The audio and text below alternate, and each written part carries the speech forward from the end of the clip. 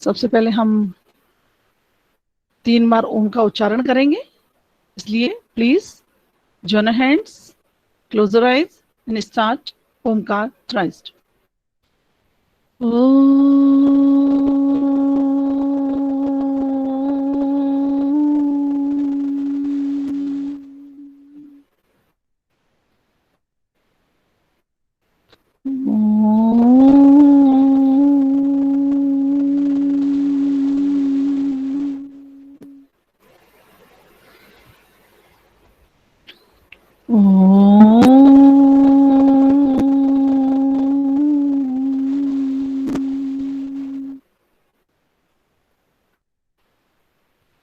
Sai Ram.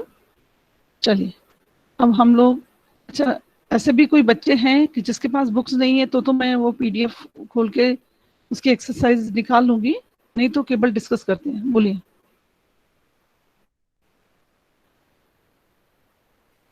Sai ma'am Ram. Discuss कर लीजिए। Books हैं सभी के पास? Yes ma'am. Yes okay, ma'am. सबके पास बुक्स है ना? तो हम आज क्वेश्चन आंसर डिस्कस करेंगे और हम कोशिश करेंगे, जैसे हमने पिछली बार आप लोगों को बोला था कि जो पाठ हमने पढ़ा है उसको हमने जो एक्सप्लेन किया था उसको आपने समझा है, वैसे ही हम उसके आंसर देंगे। कोशिश करेंगे कि हम अपनी भाषा में अपनी बात को कहना सीखें, क्योंकि यदि हम कहीं से भी आंसर बोल देते हैं तो क्या होगा कि हमको लिखना नहीं आएगा, हम अपने आप से नहीं लिख पाएंगे। कोशिश हमारी ये होनी चाहिए कि हम ज्यादा से ज्यादा अपने विचारों को अपने शब्दों में व्यक्त करें।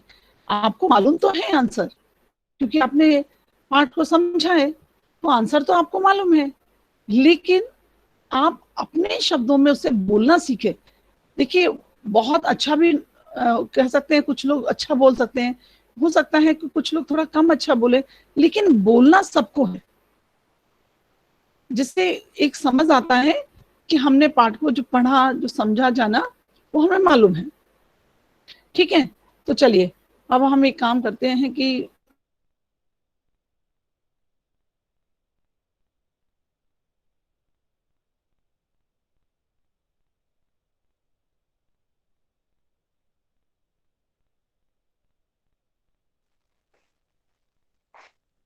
भगवान का डाकिया क्यों बताया है, स्पष्ट कीजिए। अब जिसको भी बोलना है प्लीज, जो सबसे पहले हैंड्स अप करके बताएगा मुझे क्या मुझे बोलना है, किसको बोलना है? पक्षी और बादलों को भगवान का डाकिया क्यों बताया गया है? हम नियति। ओके, नियति। चलिए मैम ऋषिका। चलिए, पहले नियति फिर ऋषिका। ठीक है, 2 बच्चे ये आंसर देंगे। फर्स्ट आंसर जो है और इसका ही आएगा, ऋतिका पहले नियति का फिर ऋषिका का। चलिए नियति आप अपना आंसर देना शुरू करें। कवि ने पक्षी और बादलों को भगवान की डाकिया इसलिए बताया है क्योंकि पक्षी और बादल वह चिट्ठियां लाते हैं जो भगवान का संदेश देती हैं। ये इंसानी डाकियों की भांति मनुष्य द्वारा बनाई सीमा से बांधकर नहीं चलते। Good good. वे भगवान का संदेश, प्रेम, सद्भाव, समानता तथा एकता का संदेश हमारे बीच फैलाते हैं। इनकी लाई चिट्ठियों को मनुष्य नहीं पढ़ सकते। इन चिट्ठियों को पेड़ पौधे, पर्वत, पानी तथा पहाड़ पढ़ते हैं। इनमें संदेश किसी व्यक्ति विशेष के लिए नहीं होता, ये संदेश पूरे संसार के लिए होता है। Good, very good. हाँ चलिए ऋषिका, आप कुछ और ऐड करना चाहेंगे इसमें? Yes ma'am. अच्छा बोलिए। कवि के विचार से पक्षी और बादल बिना किसी भेदभाव सभी को समान रूप से वर्षा व अन्य चीजें प्रदान करते हैं। वे ही हैं जो ईश्वर द्वारा दिए गए संदेश को समझ पाते हैं। इसलिए पक्षी और बादल को भगवान के डाकिये बताया गया है। चलिए तो देखिए आंसर आया है, थोड़ा इसको मैं प्रॉपर कर देती हूँ। सबसे पहले तो क्या है, पक्षी और बादल। यदि हम पाठ के आधार पर ही हम चलना शुरू करेंगे तो पक्षी और बादल क्या है? ये भगवान के डाकिए हैं। इनको भगवान के डाकिए इसलिए बताया है क्योंकि ये क्या है, मनुष्य के द्वारा बनाई गई सीमाएं जो हैं, जैसे बोला ना एक देश से दूसरे महादेश जाते हैं, वहीं से हम स्टार्ट करते हैं पाठ को। तो मनुष्य के द्वारा जो सीमाएं निर्धारित कर दी गई हैं, या मनुष्य ने जो सीमाएं बनाई हैं, वह पक्षी और बादल उनको लांघ कर एक देश से दूसरे देश में चले जाते हैं, पहली बात। दूसरी बात उसने कहा था कि पक्षी के द्वारा लाई गई चिट्ठियों को सभी के लिए हैं, पूरे संसार के लिए उन चिट्ठियों में संदेश है, परंतु मनुष्य उनकी लाई हुई चिट्ठियां नहीं समझ पाते हैं। उसने बोला ना हम नहीं समझ पाते, हम माने मनुष्य। तो सबसे दूसरी बात यहाँ क्या आएगी कि मनुष्य उनके लाई हुई चिट्ठियों का संदेश ना पढ़ पाते हैं और ना समझ पाते हैं। तीसरी बात है कि उनकी लाई गई चिट्ठियों का जो संदेश है, कौन सा संदेश? प्रेम, एकता, शांति, सद्भाव, भाईचारा, ये जो संदेश है उसे कौन पढ़ पाता है? पेड़, पौधे और पहाड़, ये उन्हें पढ़ पाते हैं और इनके अनुसार ही अपना व्यवहार करते हैं। तो यहां पर स्पष्ट हो जाता है कि पक्षी और बादल भगवान के डाकिए हैं, क्योंकि उनके द्वारा लाया गया जो संदेश है, यदि हम पहले इसको ले जाएं तो और भी कि उनके द्वारा लाए गए संदेश को, लाया गया जो संदेश है प्रेम, एकता, भाईचारा, शांति, सद्भाव, ये क्या है?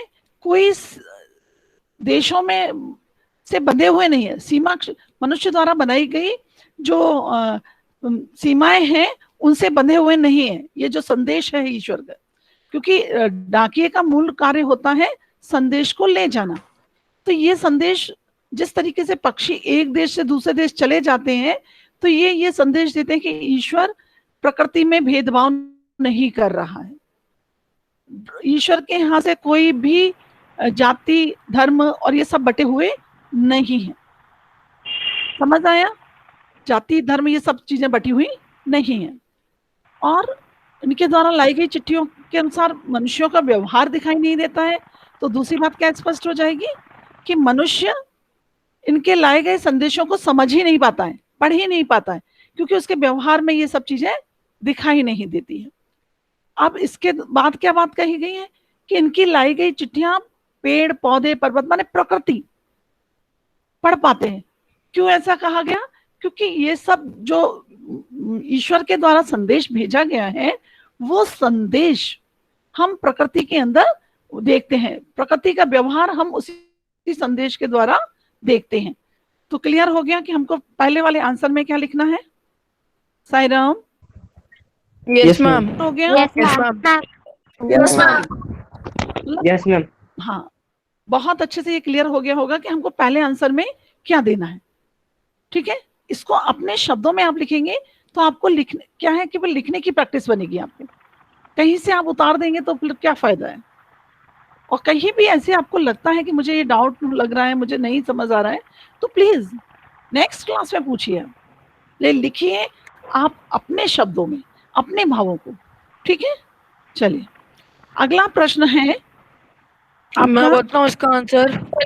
मैम पलक। पक्षी और बादल हमारा लाई गई चिट्ठियों को कौन कौन पढ़ पाते हैं? हाँ, बोलिए अखिल। अखिल और मयंक। अखिल अखिल पहले पढ़े।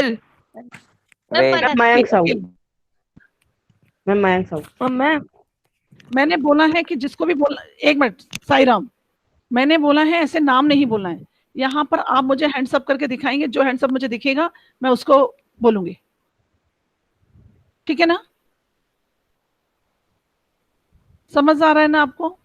ऐसे सारे बच्चे बोलेंगे अखिल बोलो चलो, क्योंकि आंसर पहली वाले आंसर में आ चुका है ऑलरेडी, है ना? बोलिए। मैम पक्षी और बादल द्वारा लाई गई चिट्ठियों को सिर्फ प्रकृति ही पढ़ सकती है, क्योंकि मैम प्रकृति पढ़ सकती, क्योंकि भगवान जो हमें चिट्ठियां लिखते हैं उसे मनुष्य नहीं समझ पाते, क्योंकि हमने यहाँ पर सिर्फ अखिल हमने प्रश्न केवल किया है कि पक्षियों के द्वारा लाई गई चिट्ठियों को कौन कौन पढ़ पाते हैं। बस हम आपको क्या पक्षियों पढ़ पाते हैं वो तो हमने पहले उसमें बता दिया ना, ठीक है ना। हम पक्षियों को कौन द्वारा कौन पढ़ पक्षियों पाते के द्वारा लाई गई चिट्ठियों को पेड़ पौधे पहाड़ मैम पूरी प्रकृति पढ़ सकती है। हाँ, तो स्टार्टिंग में ही आप ऐसे बोल सकते हैं कि पक्षी और बादलों द्वारा लाई गई चिट्ठियां प्रकृति के विभिन्न आयाम जैसे पेड़ पौधे पानी पहाड़। पानी बोला है तो नदियां, ठीक है ना, या तो हम नदियां शब्द प्रयोग कर दें, कोई प्रॉब्लम नहीं। नहीं तो हम पानी जैसे पाठ के अनुसार हम करेंगे तो पानी है, कोई प्रॉब्लम नहीं उसमें। आदि पढ़ पाते हैं। इतना सिंपल सा इसका आंसर है। सबको समझ आ गया second answer? Sai Ram. Yes ma'am. Yes ma'am. Okay, अब जिसको भी बोलना है अपने को, या तो जैसे हैंड्स अप नहीं कर पा रहे हैं तो आप चैट बॉक्स में डालेंगे तो मुझे मेरे यहाँ पर दिखेगा, ठीक है ना, कि कौन बोलना चाहता है। किन पंक्तियों का भाव है? अच्छा, अगला वेद बोल, ठीक है, वेद और प्रखर। अभी थर्ड आंसर के लिए मैंने वेद और प्रखर को बोल दिया है, ठीक है। वेद और प्रखर, पहला वेद आंसर देगा फिर प्रखर देगा। किन पंक्तियों का भाव है पक्षी और बादल प्रेम सद्भाव और एकता का संदेश एक देश से दूसरे देश को भेजते हैं? चलिए वेद बोलिए। पक्षी और बादल प्रेम सद्भाव और एकता का संदेश एक देश से दूसरे देश को भेजते हैं। ये इन पंक्तियों का आश्चर्य है। पक्षी और बादल ये भगवान के डाकिये हैं जो एक महादेश Good. से दूसरे महादेश को जाते हैं। ठीक है, यहाँ पर यदि पूरा ही, क्योंकि पक्षी सद्भाव है ना तो पूरी ही पैरा आ जाएगा, हम तो समझ नहीं पाते, मगर उनकी लाई चिट्ठियां पेड़ पौधे पानी और पहाड़ बांचते हैं, ठीक है। अब अगला है प्रखर बोलेंगे दूसरे उसका। Yes ma'am. प्रकृति देश देश में भेदभाव नहीं करती, एक देश का उठा बादल दूसरे देश में बरस जाता है। चलिए मैम, इसका आशय यह है कि हम तो केवल यहाँ आते हैं। क्वेश्चन पढ़ना है? नहीं नहीं नहीं नहीं नहीं नहीं, ठीक है। देखिए आशय तो यहाँ दे दिया गया है। ये किन पंक्तियों का भाव है? प्रकृति देश देश में भेदभाव नहीं करती, एक देश का उठा बादल दूसरे देश में बरस जाता है। मैम, एक देश का भाग दूसरे देश के पानी बनकर गिरता है। हाँ, एक देश का भाव और एक देश का भाव दूसरे देश में पानी बनकर गिरता है। चलिए ये हो गया क्वेश्चन। अगला क्वेश्चन है, अच्छा अब मेरे सामने निनांशा का नाम आ गया है पहले, इसके लिए निनांशा एंड ऋषिका आप उत्तर दे चुके हैं, नियति आप भी दे चुके हैं। एक बच्चा और कोई जल्दी से अपना नाम भेजे, Palak. Okay, Ninansha and Palak question number 4 का आंसर के लिए अभी जब मैं ये डिसाइड कर दूं कि 2 बच्चे हो गए हैं तो फिर अपना नाम अगले क्वेश्चन के लिए भेजो, ठीक है। तो निनांशा एंड पलक क्वेश्चन नंबर 4, पक्षी और बादल की चिट्ठियों में पेड़ पौधे पानी पहाड़ क्या पढ़ पाते हैं? चलिए निनांशा उत्तर दीजिए। पक्षी और बादल की चिट्ठियों में पेड़ पौधे पानी व पहाड़ एकता सद्भाव प्रेम का संदेश पढ़ते हैं। वे सभी ईश्वर के द्वारा दिए गए संदेशों को पढ़ते हैं। ओके, पलक आप इसमें कुछ ऐड करना चाहेंगे?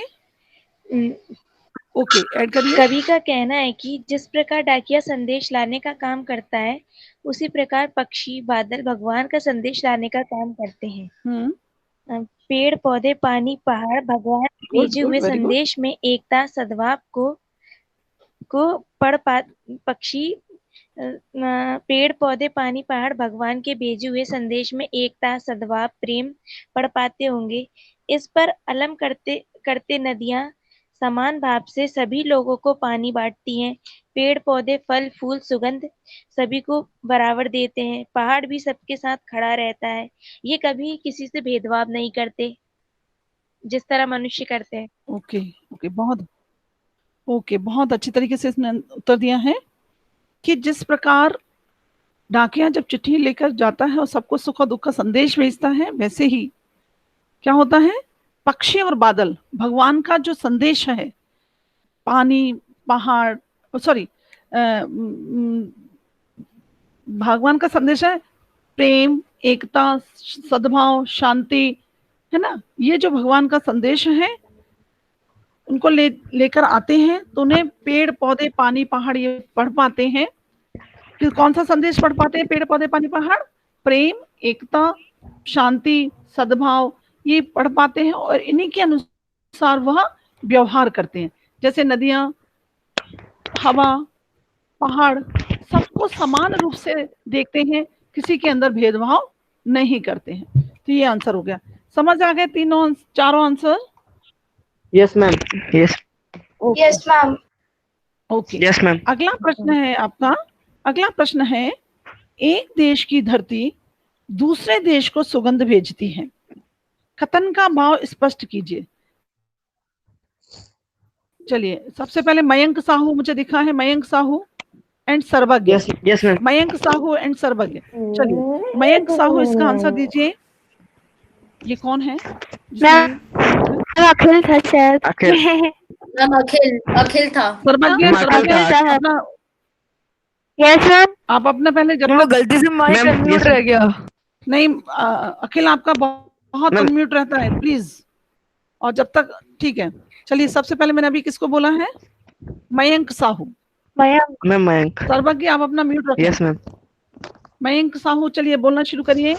मैम हाँ, जिस प्रकार बहने वाली हवा सीमाओं के बंधन नहीं मानती, फूल अपनी सुगंध से सभी को प्रभावित करते हैं, बारिश का पानी सभी को समान रूप से भिगोता है, ठीक उसी प्रकार हम भी उनसे शिक्षा लेकर आपसी प्रेम व्यवहार को फैलाना चाहिए। अच्छा, हाँ ठीक है, एक बार फिर से बताओ। जिस प्रकार बहने वाली हवा बहने वाली हवा सीमाओं, बहने वाली नहीं है, इसीलिए मैंने बोला बहने वाली शब्द का, बहने वाली नहीं, बहने वाली, इसलिए मैंने दोबारा बुलवाया। बहने वाली हवा सीमाओं के बंधन नहीं मानती, फूल अपनी सुगंध से सभी को प्रभावित करते हैं, बारिश का पानी सभी को समान रूप से भिगोता है, ठीक उसी प्रकार हमें भी उनसे शिक्षा लेकर आपसी प्रेम व्यवहार को फैलाना चाहिए। ठीक है, चलिए सर्वज्ञ आपको जोड़ना चाहेंगे इसमें? आपने अपना नाम दिया था। हाँ बोलिए। मैम, एक देश की धरती दूसरे देश को सुगंध भेजती है। एक देश की धरती दूसरे देश को सुगंध भेजती है। पंक्ति के माध्यम से कवि ने कहा है कि एक धरती दूसरी धरती को प्यार और सौहार्द भेजती है। यहाँ सुगंध प्रेम और भाईचारे का प्रतीक है। सद्भाव और प्रेम रूपी सुगंध एक देश से दूसरे देश में जाकर प्यार और उत्साह का वातावरण बनाती है। यदि लोग इसका सही अर्थ समझ लें तो देशों के बीच में कई विवाद स्वयं ही हल हो जाएंगे। आशा है कि यस मैम, इतना ही है। हाँ चलिए, दोनों लोगों ने बहुत आंसर दिया। सबसे पहली बात है कि प्रकृति के लिए मनुष्य, जितने भी मनुष्य हैं, प्रकृति में कोई भेदभाव नहीं है, चाहे जाति, जैसा कि हम लोग बार बार वही बात कर रहे हैं कि जाति, धर्म, धन, संप्रदाय, इनको लेकर प्रकृति कभी भी किसी से भेदभाव नहीं करती है। वो सिर्फ अपने और पराई की भावना तो सिर्फ मनुष्य रखता है। ये मनुष्य के अंदर ये भावना है कि ये मेरा है। एक आपने श्लोक पढ़ा होगा, अयम निजः परो बेति, है ना, ये मेरा है, ये पराया है। ऐसी गणना तो सिर्फ मनुष्य के द्वारा ही होती है। ये गणना मतलब ये इस तरीके के विचार तो मनुष्य के द्वारा ही होता है। उसमें क्या होता है, लेकिन प्रकृति जो है कि मनुष्य को एक समान दृष्टि से देखती है, उनमें कोई भेदभाव नहीं होता है। जैसे आप लोगों ने उदाहरण दिए कि वायु बहती है तो वो देशों को नहीं मानती है, वो खुशबू, एक देश की मिट्टी की खुशबू या फूलों की खुशबू पक्षियों के द्वारा वो दूसरे देश तक पहुंचा देती है और उसमें घुल जाती है। तो ये प्रकृति तो बिल्कुल भेदभाव नहीं कर रही है ना।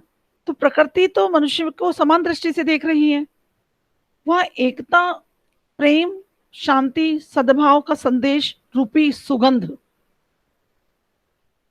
केवल खुशबू ही नहीं, प्रकृति के माध्यम से क्या किया गया है कि केवल ये नहीं है कि केवल खुशबू वहां से आ रही है, फूलों की खुशबू या मिट्टी की खुशबू हवा के द्वारा आ रही है, बल्कि सुगंध किस चीज की है, जैसा कि इन दोनों लोगों ने भी बताया, प्रेम, एकता, शांति, सद्भाव, इस सब की खुशबू, माने इन भाव की जो एक कहते हैं ना, आप लोग जैसा कि समझते हैं कि वाइब्रेशंस होती हैं, ये आप मानते हैं कि नहीं?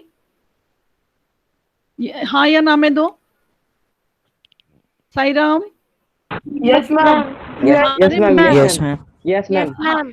यस हमारे मैम। मन के अंदर नेगेटिव और पॉजिटिव वाइब्रेशंस होती हैं, तो हमारे अंदर से जो वाइब्रेशन निकलती हैं हवा में और हमारे चारों तरफ का एक ऑरा बनाती हैं, वो वातावरण निर्माण करती हैं। तो हमारे अंदर जब प्रेम, एकता, शांति, सद्भाव, अहिंसा, है ना, ये सब वैल्यूज होंगे, तो उनकी जो वाइब्रेशंस निकलेंगी और वो हवा के माध्यम से दूसरे देशों तक जाएंगी, या जहां जहां तक पहुंच सकती है वहां तक जाएंगी। तो क्या होगा कि बहुत, जैसे कि सर्वज्ञ ने कहा कि बहुत सारी बातें बिना ही लड़ाइयों के, बिना ही युद्ध के हल हो सकती हैं। बहुत सारी समस्याओं का हल यहाँ पर, यदि हम देश की मतलब एक दो देशों की बात ना करके, हम देश में रहने वाले हमारे आसपास के लोग हैं, यदि हमारे अंदर पॉजिटिव एनर्जी है और उसकी वाइब्रेशंस, उसकी जो वेग है, वो जो चारों तरफ फैलता है ना, वो हम आसपास के वातावरण में जब फैलाते हैं, उस तरीके के विचारों का वाइब्रेशन जब हम फैलाते हैं, उस तरीके के भाव को हम जब चारों तरफ पॉजिटिव एनर्जी, सकारात्मक ऊर्जा जिसे कहते हैं, फैलाते हैं, तो निश्चित ही है कि बहुत सारी चीजें, समस्याएं खत्म हो जाती हैं, जिससे मनुष्य में मनुष्यता विकसित हो जाती है। कहते हैं ना, मानवता, मनुष्य को मानवता यदि नहीं है, उसका भाव, मनुष्य का जो भाव है मानवता, जब वही नहीं है तो फिर कैसे संभव हो सकता है? तो इसीलिए यहाँ पर कहा गया है कि एक देश की धरती दूसरे देश को सुगंध भेजती है। सुगंध केवल फूलों की ही नहीं होती है, मिट्टी की ही नहीं होती है जो पक्षियों के पंखों पर आकर गिरकर दूसरे देश के वातावरण में घुल जाती है, बल्कि ये जो सकारात्मक ऊर्जा का भाव जो हमारे मन में है, यदि वो भाव भी बहने लग जाए तो निश्चितता है कि मानवता का विकास होगा, बहुत सारी समस्याएं, शत्रुता का भाव कम हो जाएगा, बहुत सारी समस्याओं का समाधान हो जाएगा, और जो शत्रुता का भाव है वो खत्म हो जाएगा।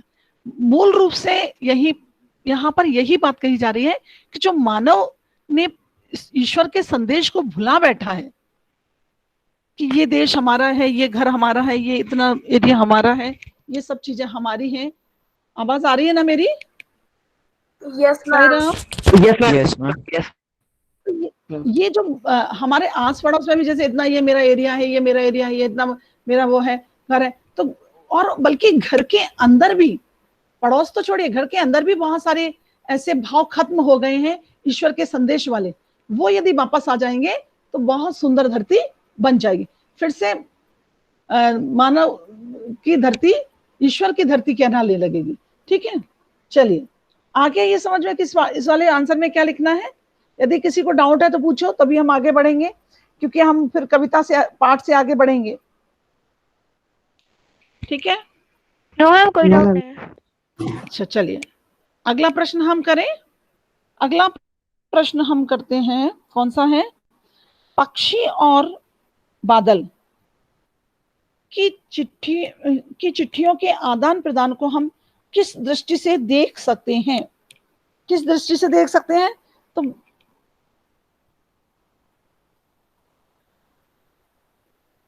तो बार बार यहाँ पर नहीं, मयंक आप आंसर दे चुके हैं। जो बच्चों ने आंसर नहीं दिए हैं, नियति आप भी आंसर दे चुकी हैं। मैं चाहती हूँ कि जिन बच्चों ने आंसर नहीं दिए प्लीज वो कोशिश करें, कोई उसमें नहीं है। वैसे तो सभी बच्चे बहुत अच्छा सुंदर आंसर दे रहे हैं। हाँ, सर्वज्ञ आप भी दे चुके हैं, मयंक आप भी दे चुके हैं आंसर। चलिए, मैं उन बच्चों के बारे में बोल रही हूँ जिन बच्चों ने आंसर नहीं दिया है, तो वो कोशिश करें कि हम आंसर दें। देखिए, कुछ बच्चे यहाँ पर लेफ्ट करते हैं, गीतिका साहू लेफ्ट मीटिंग, ये तो मालूम है क्या होगा, गीतिका साहू ने छोड़ दिया। ये बाद में जब अटेंडेंस होगी तो आपका नाम नहीं आएगा इसमें। अरमान, अच्छा चलिए, वैसे तो आंसर इसमें आगे पीछे घुमा के यदि बात करें तो सारे आंसर वही हैं, बात वही कहना चाहते हैं कि आदान प्रदान को हम किस दृष्टि से देखते हैं। देखिए यहां पर क्या है कि पक्षी और बादल की चिट्ठियों का आदान प्रदान को हम सिर्फ और सिर्फ वही जो मानवीय मूल्य हैं, मानवीय मूल्यों के आसपास ही पाते हैं।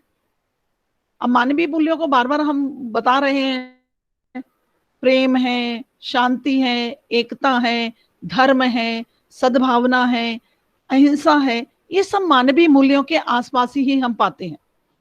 चिट्ठियों का जो आदान प्रदान है, जैसे पक्षी और बादल चिट्ठियों का ये संदेश लेकर आते हैं मानवीय मूल्यों के आसपास का, और वही प्रकृति भी वैसे ही उन्हें समाज में रहकर प्रकृति भी उन्हीं सॉरी समाज में प्रकृति भी वैसे ही व्यवहार करती है। तो ये एक तरीके का आदान प्रदान हो गया। ये तो क्या हो गया, प्रकृति और पक्षी बादलों के बीच में हो गया। लेकिन ये संदेश केवल पक्षी और बादलों के रूप में का नहीं है, भगवान द्वारा भेजा गया जो संदेश है उसमें जो हम नहीं समझ पा रहे हैं, जो हम नहीं जान पा रहे हैं, ये हम समझने में असमर्थ हैं, तो ये हमें समझना पड़ेगा कि ईश्वर के द्वारा ना तो कोई धर्म बनाया गया, ना जाति बनाई गई, ना संप्रदाय बनाया गया। ये संदेश केवल एक धर्म, एक जाति, एक संप्रदाय के लिए नहीं है, बल्कि संपूर्ण विश्व के लोगों के लिए है। ये संपूर्ण विश्व में जितने भी प्राणी हैं, चर और अचर दोनों ही, चल और अचल भी कह सकते हैं, चर और अचर भी कह सकते हैं, जितने भी प्राणी हैं उनके लिए संदेश छिपा हुआ है।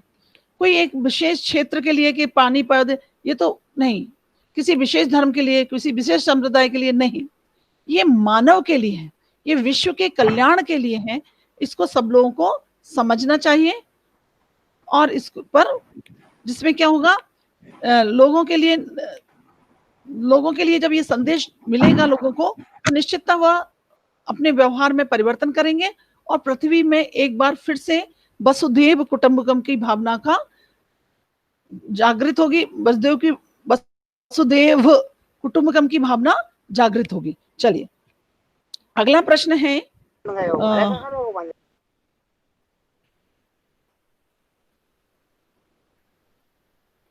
अगला प्रश्न है, आज विश्व में कहीं भी संवाद भेजने और पाने का एक बड़ा साधन इंटरनेट है।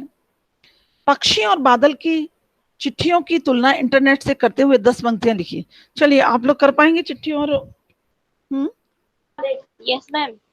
हाँ यस मैम, कर लेंगे मैम। ओके, नहीं कर लेंगे नहीं, अभी हम चर्चा करेंगे। यहाँ पर एक एक पॉइंट सब लोग बोलना शुरू कर। अच्छा ये ध्यान रखना, जब एक पॉइंट बोलना शुरू करेंगे तो समझ लेना कि ये बात समझ लेना कि बात रिपीट ना हो, ठीक है? Yes ma'am. जब एक बच्चा उस विषय को बोल दे तो दूसरा उससे रिपीट ना करे। चलिए यस मैम। बोलना शुरू करिए, बोलना शुरू करिए। हाँ, पहला कौन बोल रहा है? पलक। ओके, अच्छा समृद्धि आई है पहले, तो मैं आंसर समृद्धि से लेती हूँ, फिर उसके बाद पलक और उसके बाद मयंक। ये 3 नंबर मैंने लगा दिए हैं। सबसे पहले समृद्धि। ओके, सर्वज्ञ, अखिल, अपना अपना नंबर याद रखना। चलिए सबसे पहले समृद्धि, चलिए बोलिए समृद्धि, पहला पार्ट कि हम कैसे।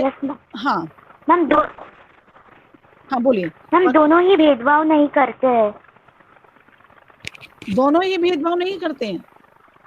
ओके चलिए इसके बाद किसका नाम लिया था मैंने? मयंक का। मैम अच्छा पलक। ओके पलक बोलो, पलक बोलो, एक एक बोलो। ठीक है मैम। बादल क्या था यार? पक्षी और बादल। पक्षी और बादल प्रकृति के अनुसार काम करते हैं, लेकिन इंटरनेट मनुष्य के द्वारा काम करता है। ओके ठीक है, पहला हो गया कि प्रकृति और बादल, सॉरी पक्षी और बादल प्रकृति है और प्रकृति के अनुसार ही वो कार्य करते हैं। लेकिन इंटरनेट जो है, इंटरनेट का क्या हुआ है? मैम वो मनुष्य इंटरनेट के मानव जीवन, हाँ, मानव के द्वारा निर्मित है और मानव के हाथों में है। इसका संचालन मानव के हाथों में ही है। वो जैसा चाहे वैसा संदेश भेज सकता है। कोई और किसी व्यक्ति, सॉरी मैं नहीं बताऊंगी, चलिए मयंक बोलना शुरू करिए। Yes ma'am. मैम मैं पैराग्राफ में दे सकता हूँ आंसर पूरा? नहीं, एक पूरा आंसर नहीं, एक एक करके सबको बोलने दीजिए। Yes ma'am. मैम दोनों ही मिलजुल कर काम करना सिखाते हैं। नहीं, मिलजुल कर काम करना सिखाते नहीं। मैं बताऊं? एक आया था कि मेरी चांस नहीं होती। मेरी नहीं मैम, एक मिनट, मेरी चांस है। किस चांस थी? मैंने पहले नाम भेजा था मैम आपके से। चलो सर्वज्ञ बोलो। मैम पक्षी और बादल का कार्य धीमी गति से होता है, किंतु इंटरनेट का कार्य तीव्र गति से होता है। अच्छा, कैसे ऐसे बता सकते हैं कि पक्षी और बादल का कार्य धीमी गति से होता है और इंटरनेट का बहुत होता है? मैम क्योंकि मैम इंटरनेट से मैम पलक झपकते ही मैम दुनिया किसी भी कोने में मैम हम किसी से भी बात कर सकते हैं मैम, परंतु मैम बादल तो मैम धीरे धीरे ही चलते हैं ना। ओके, चलिए अब अखिल बोलो। हाँ अखिल बोलो। ओके मैम, प्रकृति जो हमें संदेश देती है वो भगवान के संदेश होते हैं, जिसमें सारी पॉजिटिव चीजें लिखी रहती हैं। मैम सद्भावना के बारे में लिखा रहता है। लेकिन मैम जो हम इंटरनेट पे देते हैं मैम, उसमें मैम ऐसा कुछ ज्यादा रहता नहीं है। और मैम उसमें मैम वो जो मैसेज भेज रहा है या जो मैसेज पढ़ रहा है मैम, वो कुछ भी उसमें उल्टा सीधा लिख सकते हैं। अखिल प्रॉपर आंसर दिया करो। देखिए बात अखिल जो कहना चाहता है वो ये कहना चाहता है कि मनुष्य, ईश्वर के द्वारा जो पक्षी और बादलों के द्वारा जो संदेश आता है वो समूचे विश्व के लिए होता है। मतलब हर एक प्राणी जन के लिए वो समाचार और संदेश होता है। ईश्वर के द्वारा पक्षी और बादल द्वारा भेजे गए संदेश केवल एक लोगों के लिए नहीं होता है। इंटरनेट पर हम क्या करते हैं, अपने प्रियजन को, व्यक्ति विशेष को भी हम अपने संदेश भेज सकते हैं, अपनी अच्छी सुख और दुख की बातें उनके साथ शेयर कर सकते हैं। यहाँ पर 1 to 1 भी होता है। इंटरनेट तो 1 to 1 भी करेंगे, है ना, लेकिन पक्षी और बादल 1 to 1 नहीं है। वो तो संपूर्ण जाति के लिए है, समूची जाति के लिए वो समाचार देते हैं, है ना। चलिए और कौन बोलना चाहेगा?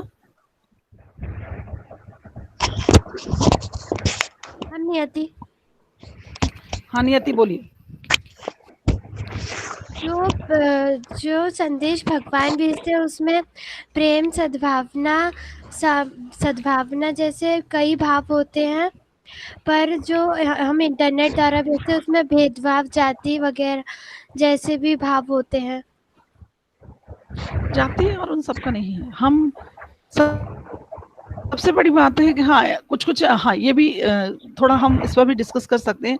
आजकल हम देखते हैं कि कभी कभी कुछ ऐसे भी संदेश भेजे जाते हैं जिनसे हम दूसरे संप्रदाय या दूसरे धर्म या दूसरे को नीचा दिखाने की कोशिश करते हैं।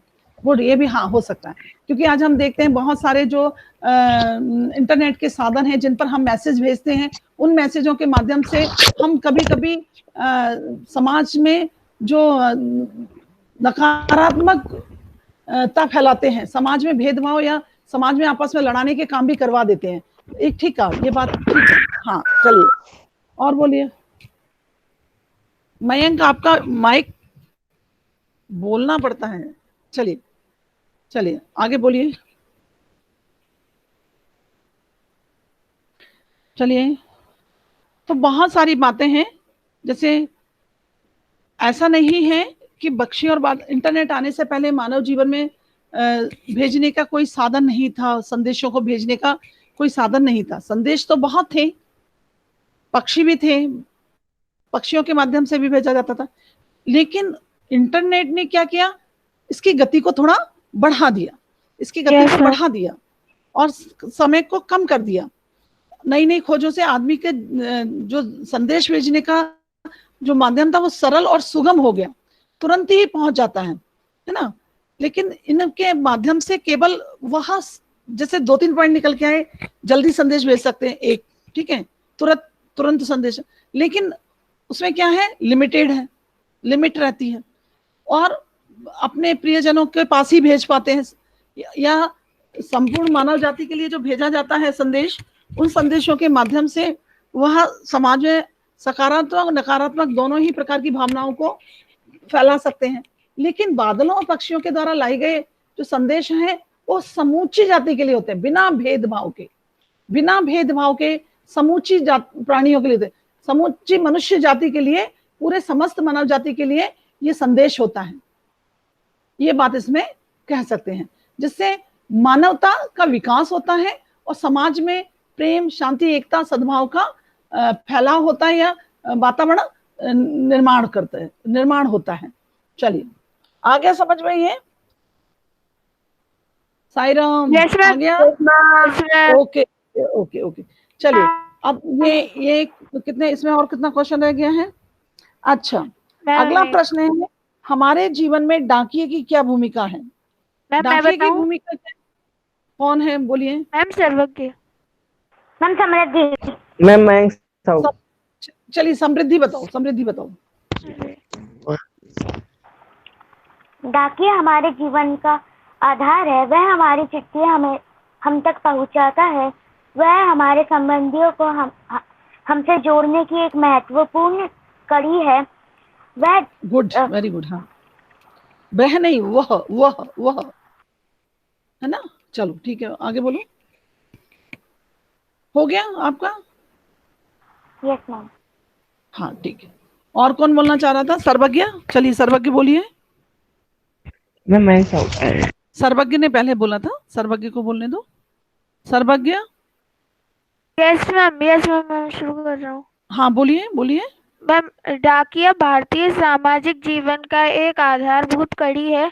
डाकिया द्वारा डाक लाना, पत्रों का बेसब्री से इंतजार, डाकिया से ही पत्र पढ़वाकर कई लोग उसका जवाब लिखवा देते थे। इसके तमाम महत्वपूर्ण पहलू हैं जिनको नजरअंदाज नहीं किया जा सकता है। उसके परिचित सभी तबके के लोग हैं। हमारे जीवन में डाकिया की भूमि अत्यंत महत्वपूर्ण है। भले ही अब कंप्यूटर और ईमेल का जमाना आ गया है, पर डाकिये का महत्व अब भी उतना ही बना हुआ है जितना पहले था। कई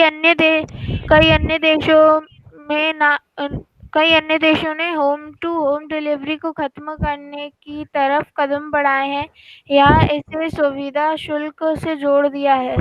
वहीं भारतीय डाकिया आज भी सुबह से शाम तक चलता ही रहता है। डाकिया कम वेतन पाकर भी अपना काम अत्यंत परिश्रम और लगन के साथ संपन्न करता है। गर्मी, जाड़ा और बरसात का सामना करते हुए वह समाज की सेवा करता है। भारतीय डाक प्रणाली की गुडविल बनाने में उसका सर्वाधिक योगदान माना जाता है। Good, very good. मतलब बहुत सारी बातें यहाँ पर उन्होंने बताई। जैसे पहली बात है कि डाकिया और मानव समाज जो है उनके बीच में वो एक महत्वपूर्ण मानव जो आपसी रिश्ता है उसके बीच में डाकिया एक महत्वपूर्ण कड़ी है। वो एक बहुत महत्वपूर्ण भूमिका को निभाता है, जीवन के सुख दुख का एक रिश्ता बनाता है। दूसरा, जैसे कि हम माने कि डाकिया जो है, डाकिया का क्या है ना कि ऐसा नहीं है कि भेदभाव है, वो किसी भी जाति धर्म सबसे वो जुड़ा हुआ है। डाकिया का कोई धर्म विशेष या जाति विशेष से रिश्ता नहीं है। डाकिया समूची जाति से धर्म से जुड़े हुए हैं। उसमें क्या है, अब देखिए व्यक्ति का क्या होता है, सुख दुख का एक रिश्ता होता है।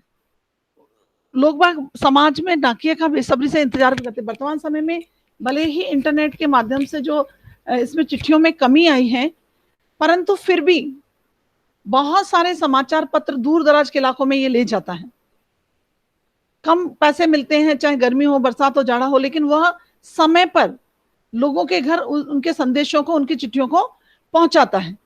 कभी कभार जब डाकिया घर पहुंचता है, खुशी का संदेश लेता है देता है, कभी दुख का संदेश देता है ना। ये तो एक डाकिया की भूमिका है ही। जहां पर लोग बिना पढ़े लिखे लोग हैं, उनको भी डाकिया क्या करता है, उनकी चिट्ठियों को पढ़कर उन्हें समाचार प्रदान करता है, या उनकी चिट्ठियों को लिखकर उनके भावों को उनके अपनों तक पहुंचाता है। बहुत सारी चीजें हैं। तो ये जो डाकिया है वो किसी देवदूत से कम नहीं है। जिसके घर में डाकिया के आने पर ही उनकी घर की अर्थव्यवस्था सुचारू रूप से चल पाती है, तो उनके लिए तो भगवान के समान ही है। सेनाओं के लिए, सेना के सैनिकों के परिवार के लिए ये देवदूत से कम नहीं होते हैं।